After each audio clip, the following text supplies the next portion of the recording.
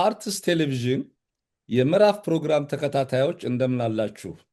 ዛሬ አንድ ድንቅ እንግዳ ይዤላችሁ ቀርቤያለሁ። ፕሮፌሰር የእብዮ ወልደማርያም ይባላሉ። ለዛሬ እንግዳዬ አድርጌ የጋበዝኳቸው ፌብሩዋሪ ወይም የካቲት ወር በአሜሪካን ሀገርም በካናዳም የብላክ ሂስትሪ መንዝ ተደርጎ ይከበራል። ይህንን አከባበር በሚመለከት አመጣጡ እንግዲህ ከ1926 ዓ ም ጀምሮ የኔግሮ ዊክ ይባል ነበር። ከዛ በ1976 እያል ታሪኩን እናያለን። ፕሮፌሰር የአብዮ ወልደማርያም የሚታወቁበት አንድ ትልቅ ስራ አላቸው።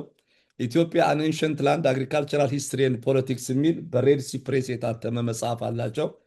ይሄ መጽሐፍ በጣም ብዙ ወሳኝ ታሪካዊ ማስረጃዎችን ይዟል። በ2016 ዓ ም የታተመ ነው። ፕሮፌሰር የብዮ ውልድ ጊዜዎትን ሰውተው ይሄንን ፕሮግራም ለማካሄድ በመፍቀዶ በፕሮግራሙ አዘጋጅና አቅራቢ ኤልያስ አወቀ በአርትስ ቴሌቪዥን ዝግጅት ክፍል እንዲሁም በሚሊዮን በሚቆጠሩ የአርትስ ቴሌቪዥን ዝግጅት ተከታታዮቻችን ስም ከፍተኛ ምስጋናዬን አቀርብልዎታለሁ። አመሰግናለሁ ኤልያስ። እስቲ አንድ ለተመልካቾቼ አንዲት አጠር ያለ ነገር ማቅረብ እፈልጋለሁ። ፕሮፌሰር የእብዮ ወልደማርያም ለረጅም ጊዜ የማስተማር ልምድ ያላቸው በእርሻ ሙያና ምርምርና ልማት ላይ ከፍተኛ አስተዋጽኦ ያደረጉ በዩኒቨርሲቲ ኦፍ ጋያና ኤንድ ሲቲ ዩኒቨርሲቲ ኦፍ ኒውዮርክ በመምህርነት ረጅም ጊዜ ያገለገሉ፣ በኤርትራ፣ በኢትዮጵያ፣ በጉያና በናይጄሪያ እንዲሁም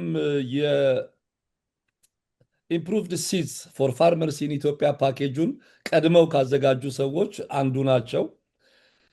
የሲድ ፕሮዳክሽን ሕግን በማጽደቅ በኩል ከፍተኛ አስተዋጽኦ አላቸው። በኋላም በኤርትራ የእርሻ ሚኒስቴር ውስጥ ሰርተዋል። በኤርትራ ጦርነት በ1998 እስከ 2000 ባለው ተቋረጠ እንጂ እንዲሁም የማማከሪያ ወይም የምክር አገልግሎት የሚሰጥ ቢሮ ነበራቸው። ዛሬ ይሄኛውን ፐርሰናሊቲያቸውን ሳይሆን የታሪክ ምሁሩን የሲቲ ዩኒቨርሲቲ ኦፍ ኒውዮርክ የታሪክ ምሁሩን ፕሮፌሰር የአብዮን ወልደማርያምን ነው የማቀርበው። በሳቸው ትዕዛዝ አንተ ጋሼ ብዬ እንድቀጥል ስለፈቀዱልኝ በጣም አመሰግናለሁ።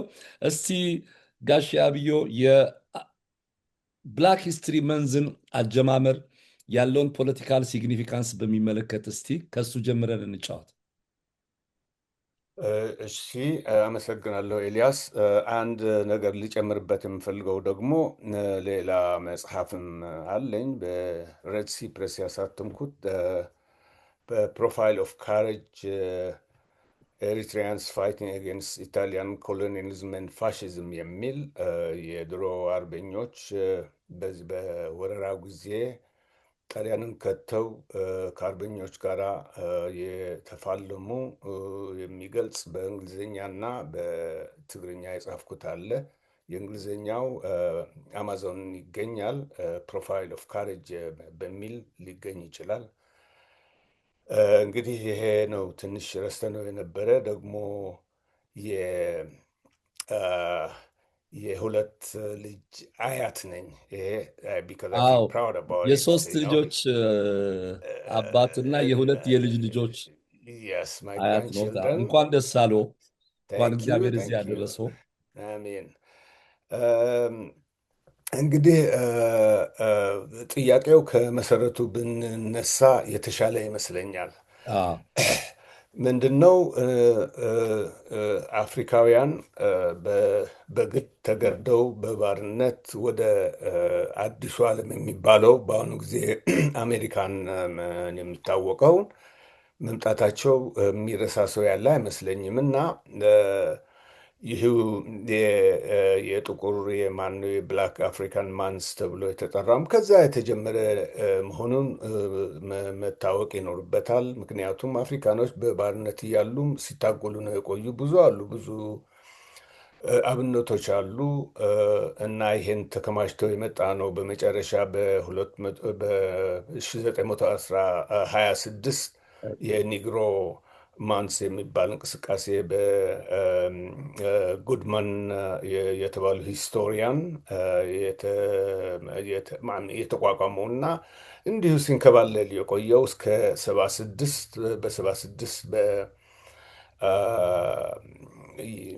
በመንግስት በሕግ ጸድቆ ይሄ በዓል ህዝባዊ እንዲሆን የተደረገው በፌብሩዋሪ ወይም የካቲት የተመረጠበት ዋናው ምክንያት ደግሞ አንዱ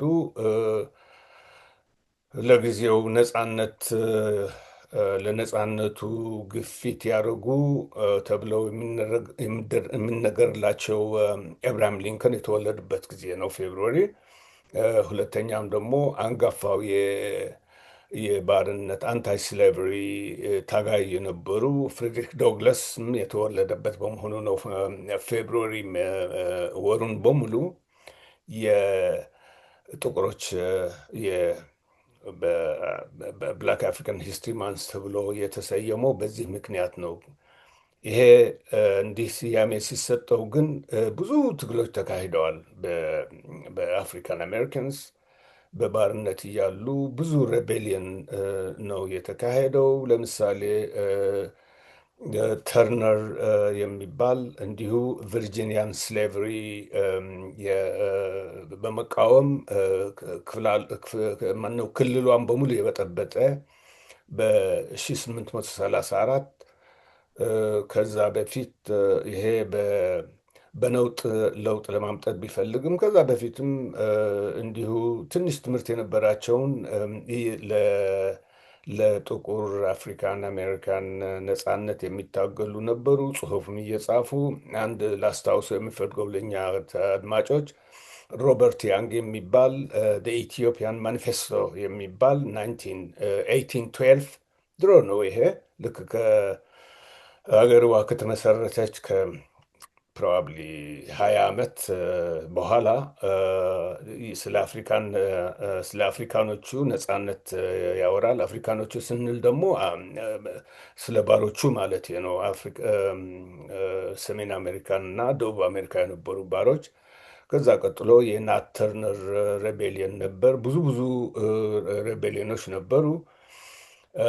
ይህንንም በእውነት ለመናገር ደግሞ ብዙ ነጮች አቦሊሽኒስት አንታይ ስሌቨሪ አቦሊሽኒስት የሚባሉም ከነሱ ጋር ተታግለው ነው በመጨረሻው በ63 የተረቀቀው ኢማንሲፔሽን ማለት የባሮት አርነትና ነጻነት እንደማለት ነው። ተረቆ በ65 ነሐሴ ከእንግዲህ ወዲህ ባሮች እዚህ ሀገር ባሪያ የሚባል የለም፣ ሁሉ በአርአያ ሥላሴ የተፈጠረ ፍጡር ነው ተብሎ አንድ አመንድመንት ተተካበት። እሱም አመንድመንት ተርቲን የሚባል ነው፣ ቁጥር 13። ይሄ አመንድመንት ተርቲን ምንድን ነው? ማንም ሰው በባርነት መጨቆንና መያዝ የለበትም ተብሎ በሕግ ነው የተደነገገው። ይህም ቢሆን እንዲሁ ነጻነት ወጠው ተብለው እንደ ልባቸው በነጻነት የሚንቀሳቀሱበት ሁኔታ አልተፈጠረም። ስቲል እርግጥ አንድ ትንሽ የ10 ዓመት ሞስኮት ነበረች 10 years ሪኮንስትራክሽን የሚባል ጊዜ። በዛን ጊዜ ፌዴራል መንግስቱ ጉልበቱን ተጠቅሞ አፍሪካኖቹ በፖለቲካና በማህበራዊ ጉዳዮች እንዲሳተፉ አድርገዋል። እንዲያውም እስከ ዋሽንግተን ዲሲ ሴኔተሮች ልከዋል። በዛን ጊዜ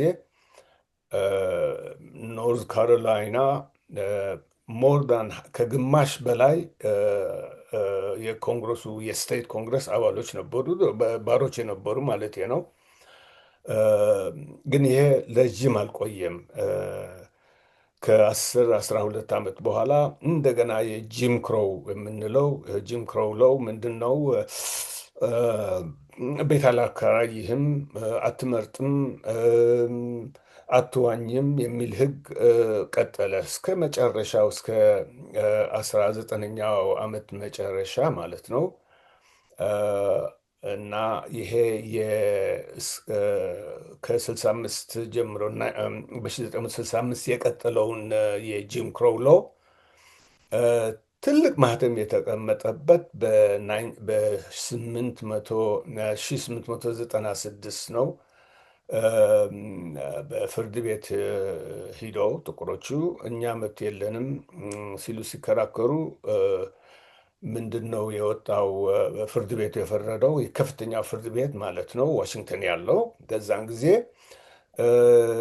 ሰፐሬት ባት ኢኳል የሚል ህግ ነው ያወጣላቸው። ሰፐሬት ማለት ተለያይታችሁ ኑሩ፣ ቤታችሁ አዎ፣ ለብቻው ኑሯችሁ፣ ንብረታችሁ ምናምን እና ይሄ ራሱ ትልቅ ሰበብ ያመጣ ነው።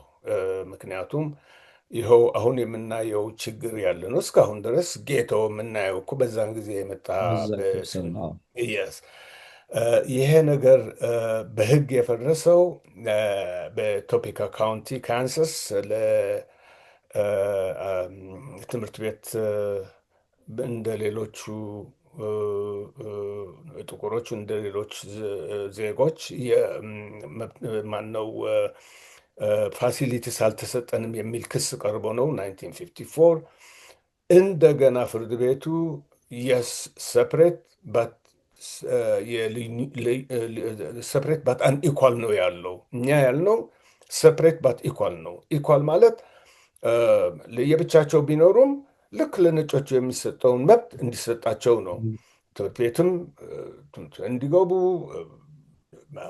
አለ አይደለም፣ ፓብሊክ ፋሲሊቲስ እንዲኖራቸው ነው። አዎ። ይሄ ሳይደረግላቸው ለ67 ዓመት ከቆየ በኋላ እንዴ የ1896 ህግ የሚለው እኮ ሰፕሬት ቢሆንም ኢኳል ነው የተባለው። አሁን ያለው ሁኔታ ሰፕሬት ባት አን ኢኳል ስለሆነ አንኮንስቲቱሽናል ነው በማለት እንግዲህ ከመጀመሪያ ጊዜ አሁን ሲቪል ራይት የምንለውን ነገር መጣ።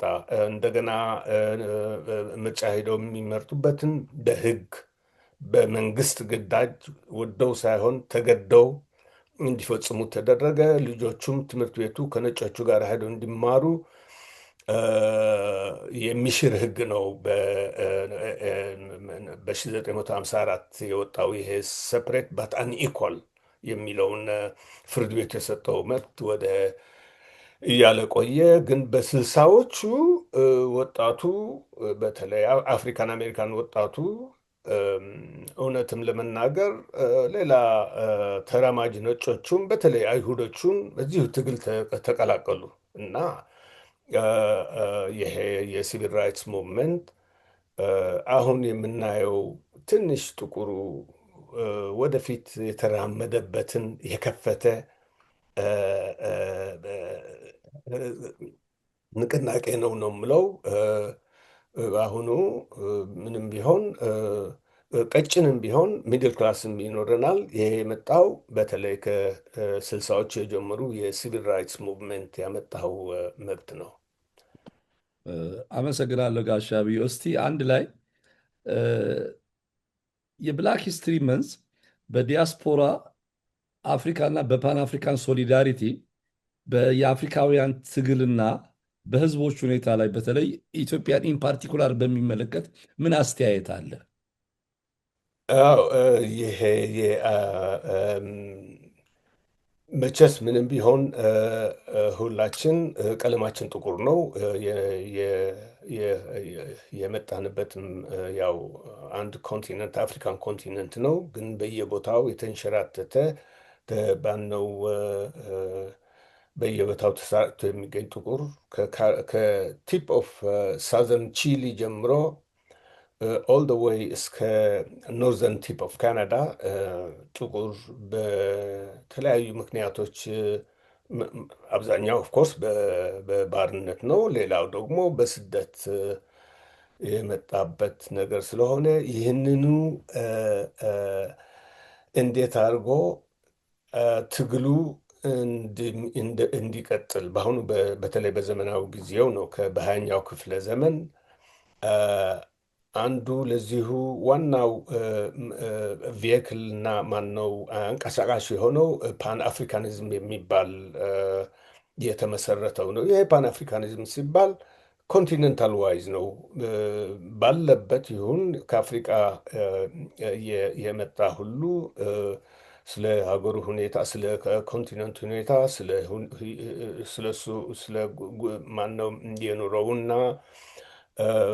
ባለበት በየቦታ ባለበት እንዴት አድርጎ እንደሚታገል መሰረት ያኖረ ነው። ይሄ ፓን አፍሪካኒዝም በ1916 በአንጋፋዎቹ የአፍሪካን አሜሪካን እና የካሪቢያን ምሁሮች ልሂቃን የተቋቋመ ነው። ከነሱም ዶክተር ሩቦ አለ። መጀመሪያ ጥቁር ሃርቨርድ ፒኤችዲ ያገኘው ዶክተሬት ዲግሪ ያገኙ የካሪቢያን ሰዎችም እንዲሁ ሰር አር ጄምስ የሚባል ያቋቋሙት ነው በ1916። ይሄ ያሳየው ምንድን ነው? ህዝቡ እጣ ፈንታው ጥቁር ሆኖ አፍሪካዊ ሆኖ አንድ መሆን እንዳለበት ነው። በባርነትም ቢኖር ፈረንሳይም ትግዛው እንግሊዝም ብትገዛው እጣ ፈንታው አንድ መሆኑን ፈር የሚቀድ ነው የነበረው። በተለይ በ1945 በማንቸስተር ላይ የተሰበሰበው የፓን አፍሪካኒዝም ልዩ የሚያደርገው ብዙ አፍሪካኖች ተካፍለውበታል። በዛን ጊዜ አሜሪካኖችና ካሪቢያን ምሁራን ልሂቃን ብቻ ሳይሆን እነ ኳሜ ንክሩማ፣ ጆሞ ኬንያታ የመሳሰሉ የተካፈሉበት ነው። በተለይ በዛን ጊዜ ኢትዮጵያ በጠላት በነበረችበት ጊዜ ያወጡት አንድ ውሳኔ ትዝ ይለኛል። 1945 ኢትዮጵያን እንግሊዞች ረድተው እንበለው ዋናው የአርበኞቹ ትግል ነው። የነፃነት ሰንደቅ ዓላማ አውለብልበው ለ4-5 ዓመት የተታገሉ፣ ግን እንግሊዞቹ በመጨረሻው ፑሽ ያደረጉት እነሱ ነበሩ። እንግዲህ ኢትዮጵያን ነፃነት አውጥተናል ብለው በቅኝ ስር እንደነበረችው እንደ ኤርትራ፣ እንደ ሊቢያ የመሳሰሉ አገሮች የእነሱ ጉዳይ እስኪመረመር እና ውሳኔ እስኪሰጠው ድረስ እንግሊዝ ሀገሪቷን ለመያዝ ያደረገው ታክቲክ እና ማኑቨር እንደሚቃወሙ በ1945 የተሰበሰበውን የፓን አፍሪካኒዝም ጉባኤ አሳለፈ። ምክንያቱም እንግሊዝ እጅሽን አንሺ ነው ነገሩ። ይሄ አንዱ ነው። ሌላው ደግሞ ለመጀመሪያ ጊዜ በቅኝ ስር ያሉ አፍሪካኖች ነፃነታቸው እንዲያገኙ በጥብቅ እንጠይቃለን የሚል ነው። ለእንግሊዝና ለፈረንሳይ እንዲሁም ለፖርቹጋሎች ይሄ ለመጀመሪያ ጊዜ ነው ስለ ነፃነት የተወራው። ከዛ በፊት ግዛት ስር ከሆንክ እንዳለ they took it something for grant that እንደዛ ሆነው ይቆያሉ ነው። በእንግሊዝም ይሁን በጣሊያን ስር በፈረንሳይ ስር። ግን ያን ጉባኤ ለመጀመሪያ ጊዜ አፍሪካውያን ነፃነት በግፍ መሬታቸው ተወሮ እንደ ሁለተኛ ሲቲዝን ዜጎች፣ ሶስተኛ ዜጎች ሆነው መኖር የለባቸውም። የራሳቸውን ነፃነት በራሳቸው መስተዳደር የሚችሉበትን ሁኔታ መፈጠር አለበት ብሎ የተናገረው ይሄ የ1945 የማንቸስተር የፓን አፍሪካን ጉባኤ ነው። ስለዚህ ይሄ ያሳያል እንግዲህ ከመሰረቱ ፓን አፍሪካኒዝም እንዴት አፍሪካን በጥቅል እንዳየ እና እድሉም አንድ እንደሆነ አሁን እንደምናየው ያለ ነው። ወደዛ ተመልሰን ቆይተን እናየዋለን እንጂ ምንም ቢሆን አንድነትን ካልተገኘ እና በአንድነት ካልተታገልን ሁኔታው እንደሚቀጥል ለመጀመሪያ መንገድ የጠረገ ነው። ቆየት ብሎ ኳሜ ንክሩማ እ፣ ጋና ነጻነት ካገኘች ደግሞ ለመጀመሪያ ጊዜ በአፍሪካን መሬት ፓን አፍሪካኒዝም ጉባኤው የስንተኛው ነው? 19ኛው ተሳስቼ እንዳልሆን 19ኛው ጉባኤ ነው መሰለኝ በጋና አክራ ተካሄደ። ስለዚህ ይሄ ፋንዳሜንታሉ ምንድነው? ሬኮግናይዝ ያደርጉት አወቁ እና እጣ ፈንታችን አንድ መሆኑ መታገልም ያለበት አንድ እንደሆነ ይሄ ካላደረግን ደግሞ ያለውን የቅኝ ግዛትና መመዝበርም ይሁን ኤክስፕሎይቴሽኑ እንደሚቀጥል ማነው የደወል ማስጠንቀቂያ ያደረገ ነው ብዬ ነው የማስበው። እስቲ እንግዲህ ጋሻ ብዮ ያው ፓንአፍሪካኒዝምም እንግዲህ በነ ዱቦይ በነ ንክሩማ በነ ማርክስ ጋርቬ ሲቀነቀን ክፍለ ዘመን አልፏል። አፍሪካን አሜሪካን ማኔ ሂስትሪ መንዝም የብላክ ሂስትሪ መንዝም ከ1926 ጀምሮ በዚህ በውድሰን የብላክ ሂስትሪ መንዝ አባት ዘፋዘር ኦፍ ብላክ ሂስትሪ መንዝ በሚባለው መጣ። አሁንም ድረስ ግን አሜሪካን ሀገር ውስጥ በወሩ ከመከበር ውጪ ከፌስቲቫል ሙድ ውጪ በተለየ ሁኔታ ምንም ነገር የለውም። ምክንያቱም ሁሉም ወር ሁሉም ቀን የእውነተኛ ታሪክ ቀን ነው መሆን የሚገባው። ፌብርዋሪ ብቻ ተመርጦ የአሜሪካን የ200 ዓመት የነፃነት ታሪክ በሚመለከት ይሄንን ነገር ታወጀ። ለባይ ሴንቲኒ ያለ የታወጀው ከዛ በኋላ በተግባር በትምህርት ቤት ደረጃ አሁን ቅድም ካልከው ሴፓሬቲንግ ኤንድ አንኢኳል የሚለው የአፍሪካን አሜሪካንስ ኮንትሪቢዩሽን ቱ ዘ አሜሪካን ሲቪላይዜሽን ቱ ዘ ወርልድ ሲቪላይዜሽን ይሄ ኢትዮጵያንም ኤርትራንም ይጨምራል፣ ማንም አፍሪካን በሙሉ ይጨምራል።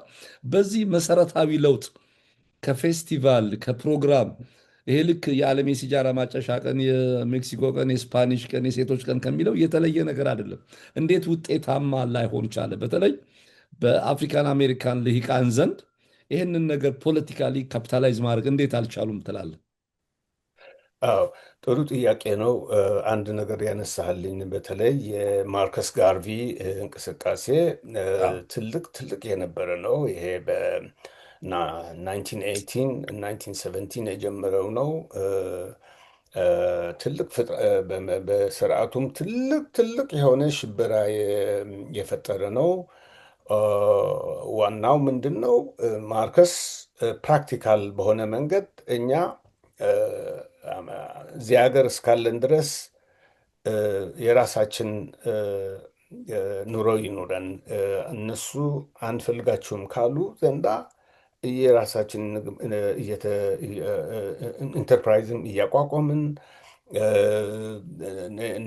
የራሳችንን ኔበርሁድ እያደረግን ከዛ አልፎም ወደ አፍሪካ ለመሄድ የሚመርጥ ሰዎችም ካሉ ቤተሰቦቹ ወደ አፍሪካ ሂደው እንዲሰፍሩ እስከ መርከብ ድረስ ገዝተው ነበር። ብላክ ስታር ብላክ ስታር እንዳውም ዳያግረስ እንዳናደርግ እንጂ በዚህ ምክንያት ነው ደግሞ ማርከስ ጋርቪን ምክንያት አድርገው እንቅስቃሴውን እንዲከስም ያደረጉት። ቢካዝ አዎ ለአድማጮቹ ለማወቅ ያህል ምንድን ነው ይሄ ብላክ ስታር የተገዛው ንግድና አፍሪካኖች ደግሞ ከዚህ ሀገር ወደ አፍሪካን አሜሪካንስ ወደ ሀገራቸው ወደ ኮንቲነንቱ እንዲመለሱ የተገዛ ነበር። ግን በነገሩ የተጭበረበረ ነገር ነው፣ ያጭበረብራችኋል በማለት ማርከስ ጋርቪ ከሀገር እንዲባረር ተደረገ።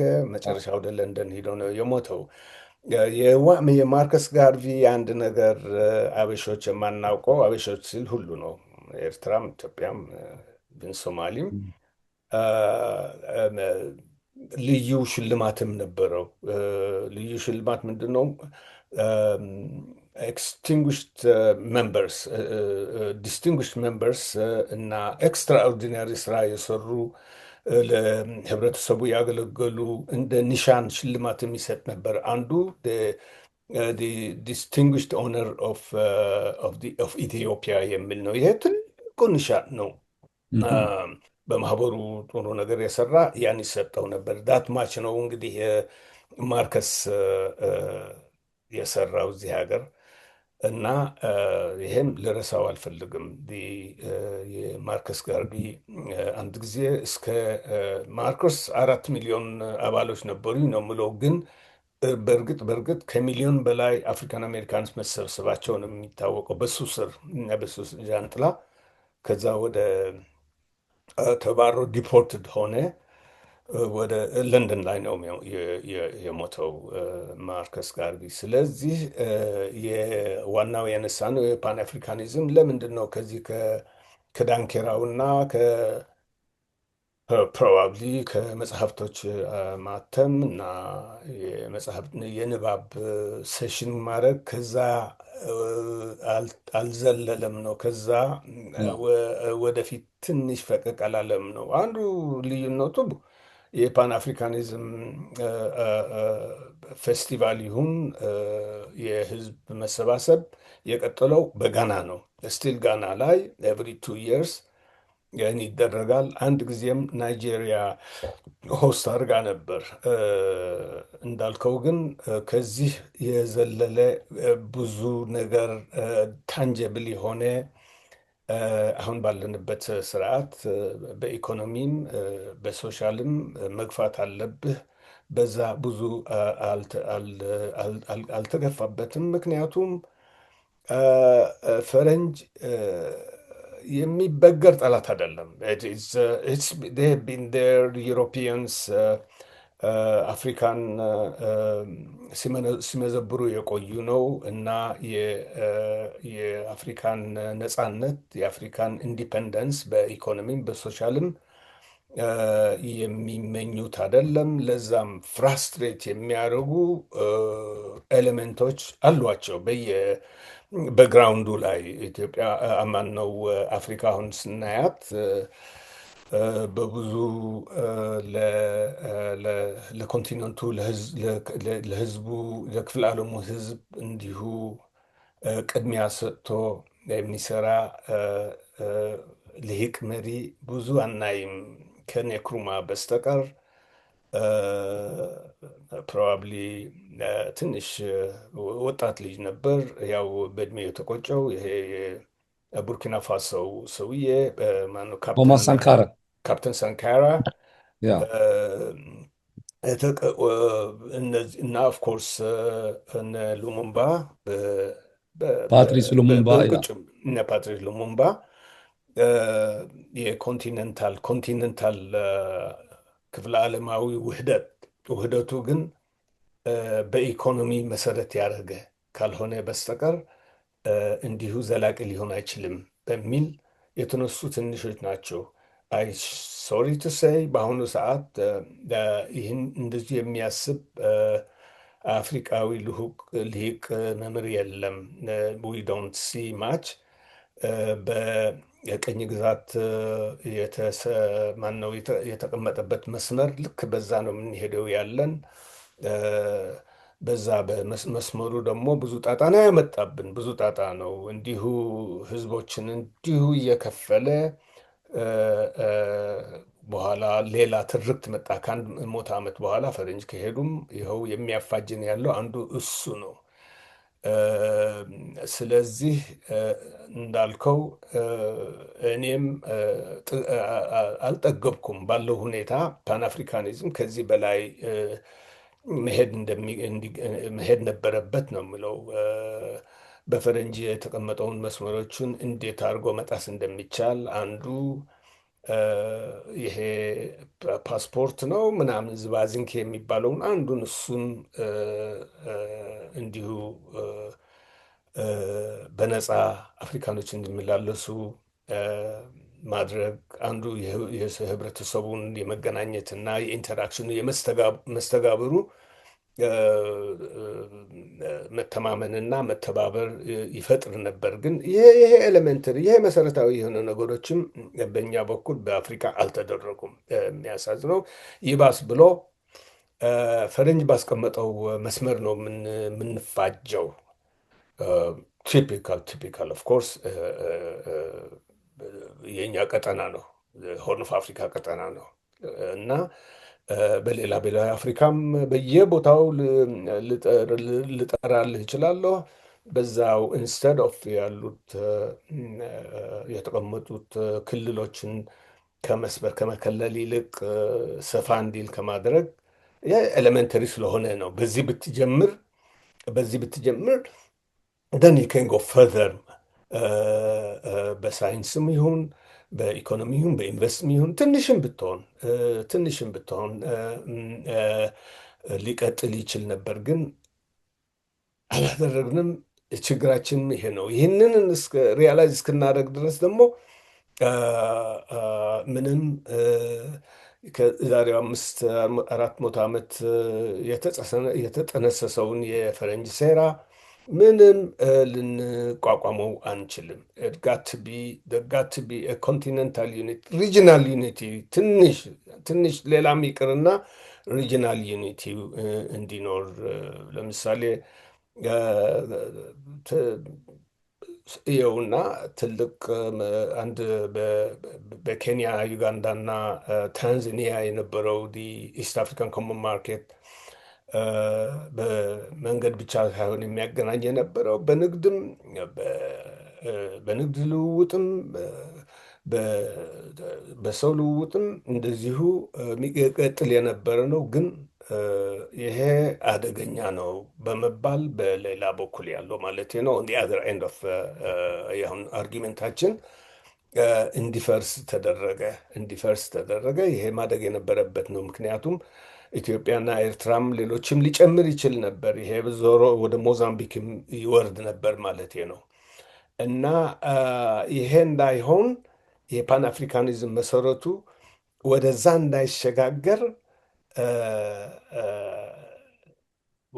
እነዚህ መሰናክሎች አሉ። መሰናክሎቹን ሬኮግናይዝ ማድረግ፣ መሰናክሎቹን ማወቅ ትልቅ ነገር ነው። ምክንያቱም የመጋደልም የመፍረስም የኢኮኖሚ መዳሸቅም አይኖርም ይሄ ካደረግ። ይሄ ነው ወሳኙ ነው የምልህ። አመሰግናለሁ ጋሻ ቢዩ። እንግዲህ አንድ ነገር ማንሳት ይቻላል። አሁን አብዛኛው በምንኖር ዓለም እንግዲህ አፍሪካ ነፃነቷን ካገኘች ወይም የቀድሞ የአፍሪካ አንድነት ድርጅት ሜይ 9 1963 ነው የተቋቋመው። አሁን 63 ዓመቱ ነው። አብዛኞቹ የአፍሪካ ሀገሮች እንግዲህ የመጨረሻዋ የአፍሪካ ሀገር ከኤርትራ በኋላ ያው ደቡብ ሱዳን ነች ነፃ ያወጣችው። ይሄ ዩናይትድ ስቴትስ ኦፍ አፍሪካ የፓን አፍሪካኒዝም ኮንሴፕት 6 አስርት አልፈዋል። 3 ትውልድ ሄዷል ማለት እንችላለን። በዛ ላይ አሁንም ቢሆን አፍሪካውያን እንደምታውቀው ኖርዝ አፍሪካ የአረብ ሊግ አባል ናቸው። ኤክሰፕት አልጄሪያ፣ ብዙዎቹ ራሳቸውን እንደ አረብ እንጂ እንደ አፍሪካ አይቆጥሩም። የፍራንኮፎኒ ሀገሮች አሉ፣ የአንግሎፎን ሀገሮች አሉ፣ የሉሶፎን ሀገሮች አሉ፣ ቁጥራቸው ቢያንስም እና ይሄ አፍሮሴንትሪሲዝምን ለማበረታታት ከፓን አፍሪካኒዝም ጋር ልቅ አብሮ አገናኝቶ አፍሪካ ልትሆን የምትችልበትን ነገር ለመስራት እንዳይቻል ያደረጉት ፖስት ኮሎኒያል የመጡት የአፍሪካ ሊደርስ እና አሁን ዌስተርን ትሬንድ የሆኑት ኢንቴሌክቹዋል ናቸው። እኛ ለምሳሌ ነጮቹን ተንኮላቸውን፣ ክፋታቸውን፣ ሴራቸውን፣ ኢንትረስታቸውን ከማውገዝ እኛ አፍሪካውያን ይህንን በራሳችን ልንቆም የምንችልበትን ነገር በተለይ በምሁራኑ ረገድ ማለት ነው። ምክንያቱም የታወቁ በአሜሪካን ያሉ ሶሲዮሎጂስቶች፣ ፖለቲካል ሳይንቲስቶች በሙሉ ትልልቆቹም ጀምሮ የአፍሪካን አፍሮሴንትሪሲዝምን ማየት የኢጅፕትና የፒራሚድን ፔጃንት ለማራመድ መሞከር ነው። ዝም ብሎ ዘሎስት ግሎሪ ማምጣት ነው እየተባለ አካዴሚካል ሬሲዝሙ፣ ፕሬጁዲሱ በጣም ብዙ ነገር አለ። ይሄን መዋጋት ያልቻልነው ለምንድን ነው? ብላክ ሂስትሪ መንዝ ብለን ስንመጣ እንደ ጥቁር እነዚህ ነገሮች ከአንድ ወር ባለፈ ጠንክረን ልንሰራ በተለይ በራሳችን ኢንዲፔንደንት ዩኒቨርሲቲዎች ውስጥ አፍሪካ ውስጥ እና ዌስት ኢንዲስም አካባቢ ይህንን ነገር መስራት ያቃተን ለምንድን ነው ትላለህ? እንግዲህ ረጅም ዘመን በምርምር በጥናትና በመምህርነት እንደቆየ። አዎ እንዳልኩ ነው። መሰረቱ እኛ ሬኮግናይዝ ያላደረግነው ነገር አለ። ምንድን ነው? ዊ ሃቭ ፎርሚደብል ሆነ ፎርሚደብል ምን ነው የማይበገር ማለት ፎርሚደብል የሆነ ባላንጣ አለን። ባላንጣው ደግሞ ባላንጣ መሆን አለበት። ምክንያቱም ባላንጣ እስካልሆነ ድረስማ እንዴት አድርጎ ያድጋል? ሉክ አት አሜሪካ፣ ሉክ አት ዩሮፕ። ይሄ ሊሆን የቻለው እኮ የእኛን ድክመትን እም፣ በተቻለ መጠን ኤክስፕሎይት አድርገው አ፣ አ፣ አንድነቱም ይሁን ያለውን ችግር የሚያጤን ዜጋ እ፣ እንዳይፈጠር የሚጥሩት ነው። ይህንን ሬኮግናይዝ ነው ማድረግ ያለብን። ኦፍኮርስ ይሄ እም፣ ማለት ይህን የማያውቁ ልሂቃኖቻችን ያሉ አይደሉም። ብዙ አሉ የሚጽፉ በየጊዜውም ስብሰባዎች የሚካሄዱ አሉ። በኢንዲቪጁዋል እና በግለሰብ ብቻ ሳይሆን በማህበርም እ፣ እ፣ አሉ። እነ ዋልተር ሮድኒ የቅርብ ጓደኛ ዋልተር ሮድኒ የጋያና አብዮታዊ ሰው ነው። ሃው ዩሮፕ አንደር ዲቨሎፕድ አፍሪካ የሚል መጽሐፍ የጻፈ ነው። የ1982 ሌሎች ምን ልጥራልህና ብዙ ብዙ ነው ያሉ። ዋናው የኛ ባላንጣ የኛ ባላጋራ አቅም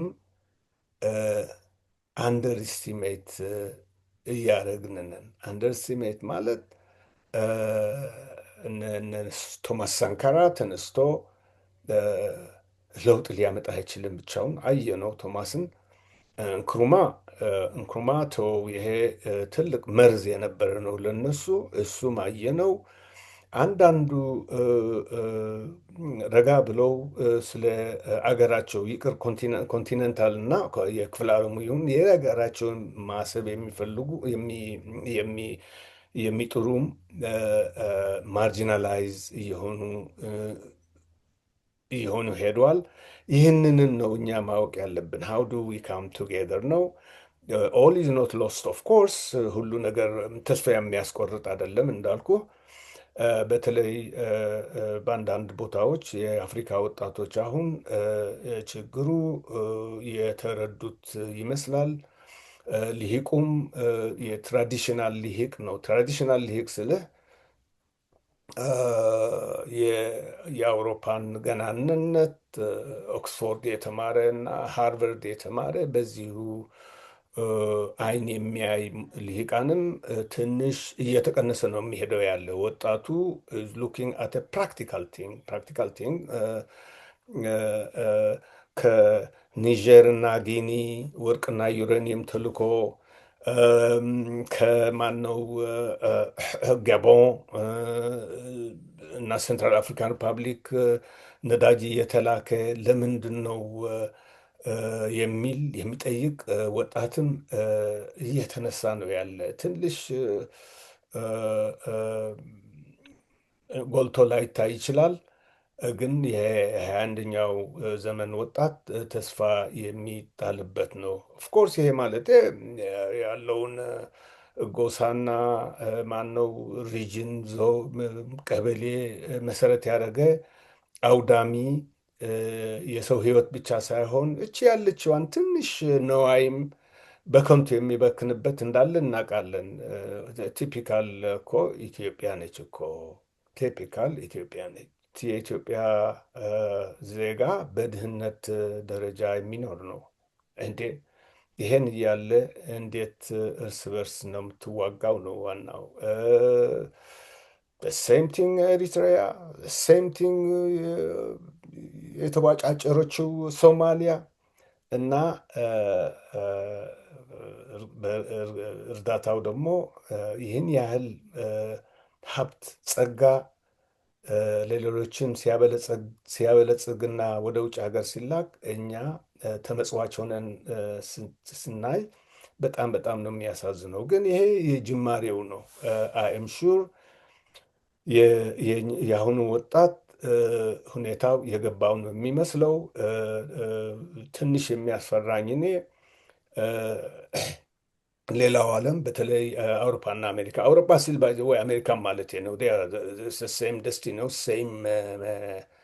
ስለዚህ አዎ አሜሪካንና የምዕራቡን ዓለም ለመግለጽ ነው። ኖርዝ ማለት ሰሜን ሰሜን ኖርዝ ማለት ማለት ነው። ነው። ሰሜን የሰሜኑ ንፍቀ ንቅፈ ክበብ ማለት ነው። እና ሶ ይሄ እየገባው የሚሄድ ያለ ትንሽም ቢሆን በየቦታው ታገኛለህ። ብዙ ጽሁፎችን ነው የምታየው። ወጣቶቹ እ፣ ሁለተኛም ሶሊዳሪቲ እና የትግል አንድነት ታያለህ በየቦታው። አንዱ ቦታ ሲደረግ ሌላ ቦታ ደግሞ የትግል አንድነቱን ሲያሳይ ታያለህ። ሶ ሁኔታው ግን እዚህ ነው ያለው። ኢት ኢስ ጀስት ዳት ዋት ዋዝ ሌፍት ባይ ዩሮፕ የፈረንጅ ቅርስ እና አሉታዊ የሆነው ቅርስ ስቲል አፍሪካን እያመሰ ነው ያለ እያመሰ ነው ያለ። ለምሳሌ በ62 63 ፍራንክፎን አንግሎፎን የሚባል ነገር ለማዳን ሲባል እነ ከተማ ይፍሩ የሰሩት ትልቅ ነገር ሁለቱ ኦፍ ዘ ሴም አንድ መርከብ ነው ያለ ነው።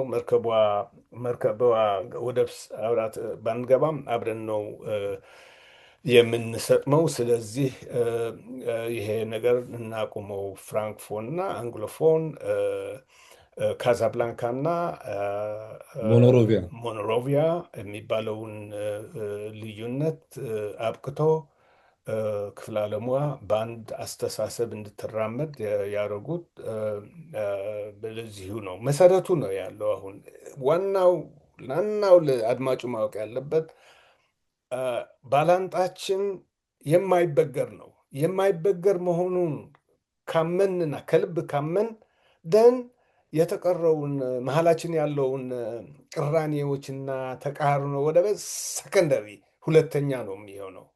ግን ያ ቀዳማዊ ተቃርኖ ማየት ካልቻልን ግን ችግራችን እየቀጠለ ነው የሚሄደው ለማለት ጋሻ ነው። ብዩ ይኸውልህ፣ እስቲ አንድ ነገር እናንሳ። ጥሩ ነጥብ ነው ያነሳኸው።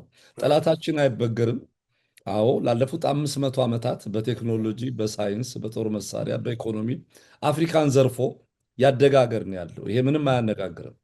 አሁን ለምሳሌ አፍሪካን አሜሪካንስ ይህን የብላክ ሂስትሪ መንዝ በሚከበርበት በሰሜን አሜሪካ፣ በካናዳ እና በእንግሊዝ ያሉ ዶሚናንትሊ እንግሊዝ ኦክቶበር ይከበራል። የአከባበሩን ትሬንድ መለወጥ ያልቻሉበት ምክንያት አይን ከፋሽ የሆነ ነገር ሊሰራ ያልቻለበት ምክንያት ምንድን ነው? አሁንም ቢሆን ነጮቹ በቀደዱት መስመር ውስጥ በዛው ቦይ ውስጥ መሄድ ሜዲያው፣ ፊልሙ፣ አርቱ፣ ካልቸራል ፌስቲቫሉ በሙሉ በአንድ መስመር እየሄደ ነው። እኛ ልክ ዝም ብሎ የችግራችንና የመውቀሳችንን አሁን አንድ ወር ብቻ አይደለም 11 ወር የዋይት ስትሪ መንዝ ሆኖ አንድ የብላክ ስትሪ መንዝ ሆኖ እሱንም አብረን እዛ ዳንኪራ ውስጥ መግባታችን ተገቢ ነው ወይ? አንድ አያይዘ እንድትመልስልኝ ነው።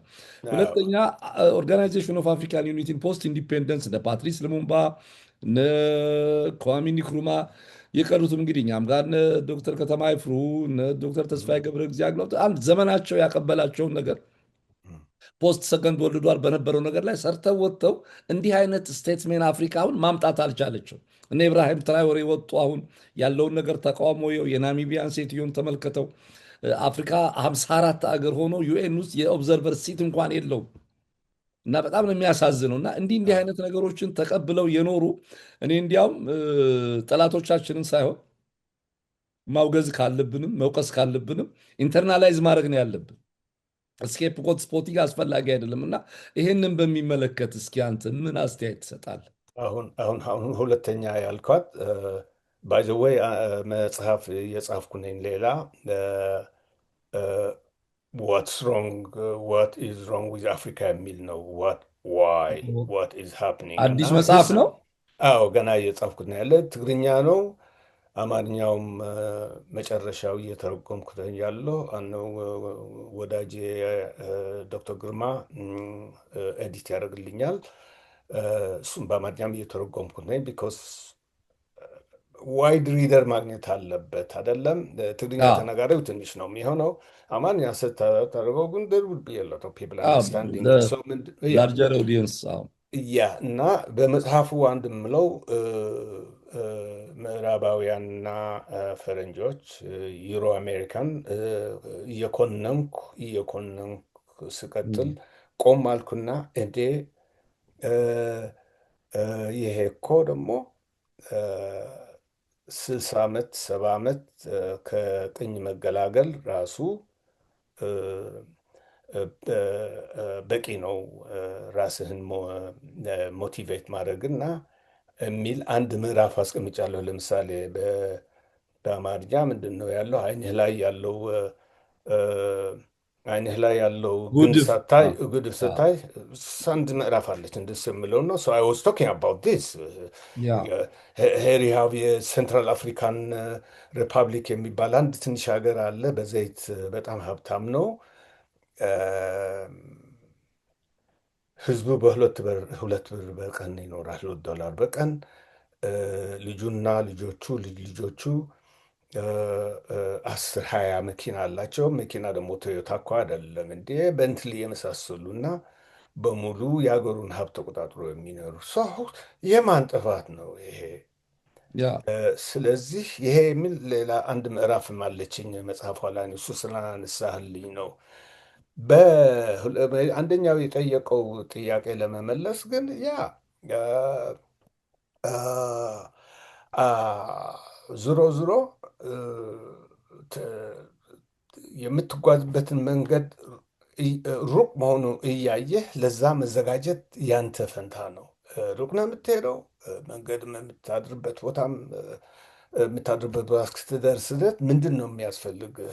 ቂጣ ዳቦ ያስፈልግሃል፣ ውሃም በኳዳ እ፣ ይሄ አስበሃል ማለት ነው። ዩር ቲንኪንግ አሄድ ኦፍ ዩር ታይም ያ አሄድ ኦፍ ዋት ኢዝ ኤክስፔክቲንግ ኦፍ ዩ። ይህን ነገር መፍትሄ ለመስጠት እኛ ይሄ አላየንም። ችግሩም የነገርኩህ ነው። ምን ይላል ሳሚር አሚን የሚባሉ ትልቅ ጸሐፊ ነበሩ። በቅርብ ጊዜ የሞቱ ግብፃዊ ናቸው። እህም። ሂዝ ሆል ቲሲስ ሳሚር አሚን ወዝ ዲሊንኪንግ ነው የሚለው። ሌትስ ዲሊንክ ዲሊንክ ማድረግ አብሶሉት ዲሊንክ አዎ፣ ዲሊንክ ምን ማለት ነው በአማርኛ መሰለህ? ተሳስረናል ከአውሮፓኖቹ ጋርና ግብፃዊ ነው። መነጠል መገንጠል ነው ያለበት። ወት ሚንስ ኢዝ ዲሊንክ ማድረግ አለብን። አዎ ኢኮኖሚው ተሳስረዋል ከነሱ ጋር። አትሊስት እኛ ያለንን ኢኮኖሚ በዛ እኛ ጠርተን ብናሳስራቸው እንኳ የተሻለ ነው። ግን በእነሱ ኢኮኖሚ መርሆ ነው ተመርተን ዲሊንኪንግ ሲል ነው 50 ዓመቱ ያሳለፈው ሰውየው። አሁን በቅርብ ጊዜ ነው መተው እና ምን ይላል ንክሩማ ነፃነት ከተጎናጸፈች ጋና ሰሚር እዛ ሂዶ ጉብኝት አደረገ። ኦፍኮርስ ኢዘ ፓን አፍሪካኒስት ዘን ኢጂፕሽን እና ምን ይላል እንዴ ጋና ብዙ የተማረ ሰው አላት ይላል። ሬላቲቭሊ ይላል እንዲያም ከናይጄሪያ የበለጠ አላት ይላል። ግን they are terribly British ይላል። they are thinking terribly ኦኬ British ቴሪብሊ ብሪቲሽ terribly British ይላል ሰሚር አሚን ያ እና እሱ ላይ ነው ያሉ እንዲያ ቴሪብሊ ሃርቨርድ ቴሪብሊ ኦክስፎርድ ነው አስተሳሰባችን ያለ ኤግዛክትሊ ያ እና ከዛ ኦፍኮርስ ይሄን ኢንቴሌክቹዋል ኮሎኒያሊዝም እንዴት ነው ራሳችን ኢማንሲፔት የምናደርገው ነው ጥያቄው። ለምሳሌ ንግራ አይም ፓርት ኦፍ ዲ ሲክስቲስ ሙቭመንት ናይንቲን ሰቨንቲስ እና የኛ ቤዝ ለመለወጥ ኢትዮጵያም ለመለወጥ ይሁን አካባቢውም ዋና መሪ ፊሎሶፊካል መሪ አድርገን የወሰድነው ማርክሲዝም ሌኒኒዝም ነው። በተማሪው እንቅስቃሴ ውስጥ ጉልህ ተሳትፎ ነበረ? ጉልህ እንኳ ወል ነበረኝ ልበል፣ ግን I was in the fringe. I was mostly involved in the Eritrean struggle. But እንዳለሁ ኢንቴሌክቹዋሊ ነበር እኔ ኢንቮልቭ የሚያደርኩት። ግን አሁን ሳየው ኦፍኮርስ the whole revolutionaries of the 60s, both across the Marab, I know them all over my contemporaries. ኮንቴምፖራሪዎች ነበሩ? አዎ አይ ነው በሙሉ እንጂ ፕሮፌሰር እንድሪያስ was my good friend። በዛን ጊዜም ስቱደንት ሙቭመንት እዚህ ነበሩ። እነሱ ኤዝዋ ነበሩ፣ እኛ ኤፍልና የሚባል ነበር፣ ኤሪትሪያንስ ፎር ዘ ሊበሬሽን ኖርዝ አሜሪካ። እነ እንድሪያስ ደግሞ ኢዝዋ ነበሩ። ኢዝዋ አይደለም ነው የሰሜን አሜሪካ ተማሪዎች ማህበር። የሰሜን አሜሪካ ተማሪዎች ማህበር። እነ ፕሮፌሰር መስፍን አራያ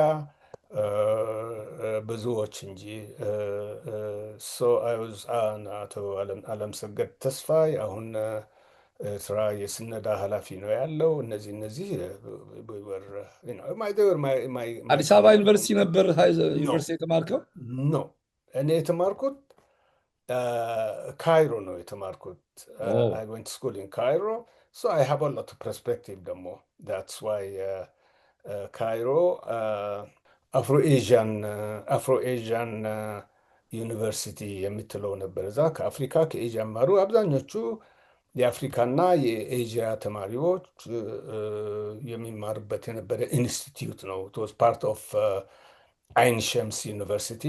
ይሄ ግን በእንግሊዝኛ ነበር ላንጉጅ ኦፍ ኢንስትራክሽን ደርፎር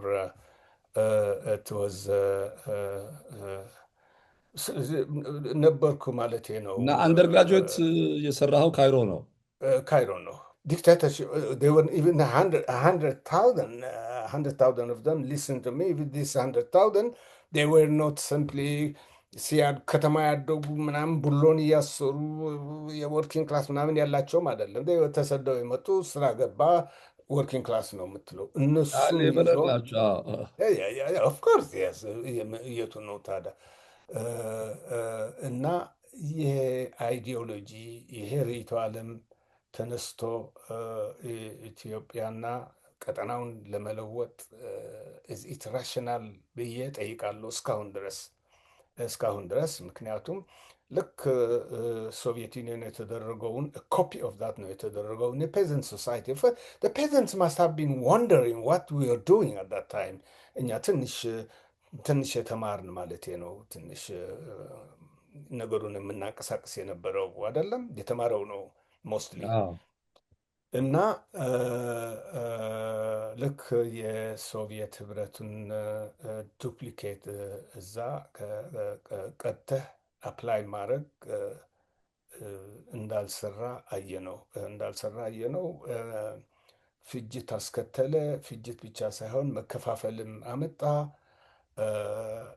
ሞስት ፕሮባብሊ ርዕዮተ ዓለም ባይኖርም የአይዲዮሎጂም ባይኖርም አሁን እሱን የቀጠለ ነው። አሁን አገሪቷን አምሷት ያለ ቀጠናውን አምሶት ያለ እዚህ ጋር ጋሻ ብየው እንግዲህ አፍሪካ ፖስት ኢንዲፔንደንስ ሁለት ትልልቅ አይዲዮሎጂዎች ገጥመዋታል። ያው ከሁለተኛው ዓለም ጦርነት በኋላ የቀዝቃዛው ዓለም ጦርነት የምዕራቡና የካፒታሊስቱና የሶሻሊስቱ ዓለም አለ። በዛ ላይ ማርክሲዝም ወዛን አይዲዮሎጂ አሁን ለነ ፓትሪስ ሉሙምባ ለምንም አሁን አንተን በምትለው ጊዜ ዩር ኮንቴምፖራሪስ ፓንአፍሪካኒዝም፣ ማርክሲዝም፣ ፖስት ኮሎኒያል ክራይሲስ ከዛ በኋላ ይሄ ዘኒው ኮሎኒያሊዝምን ኮሎኒያሊስቶችን የተካ ዘኒው ኤሊት ቅድም እንዳልከው በጣም ቴሪብሊ በቃ ብሪቲሽ ወር አሜሪካን የሆነው በመጣበት ሁኔታ ላይ አፍሪካ የራሷን ዴስቲኒ ልትቀርጽ የምትችልበት ነገር ፊቸሯንም ልታይ የምትችልበት ምንም ግራውንድ አልነበራትም። የዛ ቀውስ ሪፐርከሽን አሁንም ድረስ እያስከፈለን ነው የሚገኘው። ይህን ሀሳብ ሼር ታደርጋለህ? አብሶሉትሊ ሼር ዊዝ ዩ። ኢንፋክት ምንድን ነው አሁን መሰለ ያለው ወን ዩሮፕ ኦር አዘር ካንትሪስ ግማሹ እኮ ሶስተኛ ዓለም የነበረም ወደ ሁለተኛ ዓለም እየተሸጋገረ ነው ያለ ሰው እነሱም ጨምሮ ፕላስ ዩሮፒያንስ አንድ እርምጃ ሲሄዱ የኛ 10 እርምጃ ወደኋላ መሄድ ጋፑ እያሰፋ ነው የሚሄደው ያለው ጋፑ በጣም እየሰፋ እና ኢቭን ለቲንኪንግ አሁን ቦዘር የሚያደርገህ ያለን ነገር ይታየኛል። ኤልያስ ፓንአፍሪካኒዝም ከመሰረት ያን ያህል ዓመት ነው። ያን ፓንአፍሪካኒዝም ለምንድን ነው ያልተተረጎመው ወደ ኢኮኖሚክ ሶሻል አንድነት? ለምን ያሉ ቦርደሮችን ኢማጂነሪ ብቻ ለምን አያደርግም? ዋይ አር ዊ ሶ ሲሪየስ አባውት ዚስ? ይህን ለመሆን ቻለ ነው የምትለው ያለ እና ያስ ችግር there is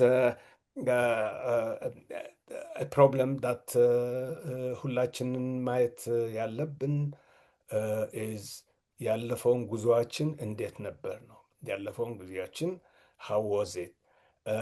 እንግዲህ እሱን በምን መንገድ ነው የምንመክተው የሚል የኒውክሊየስ ሀሳብ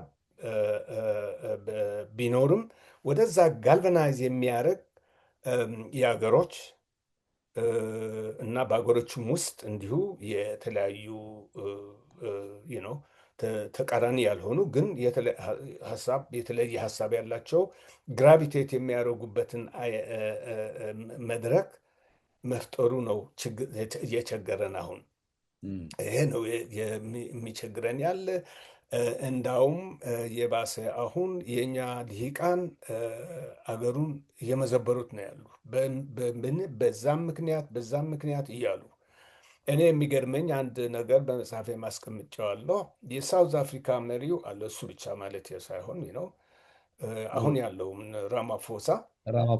ራማፎሳ ታጋይ ነው። ታጋይ ስልህ ደግሞ ጠመንጃ አንግቦ አልተዋጋም፣ ግን ወዘ ፋይተር የሌበር ዩኒየን መሪ ነበር።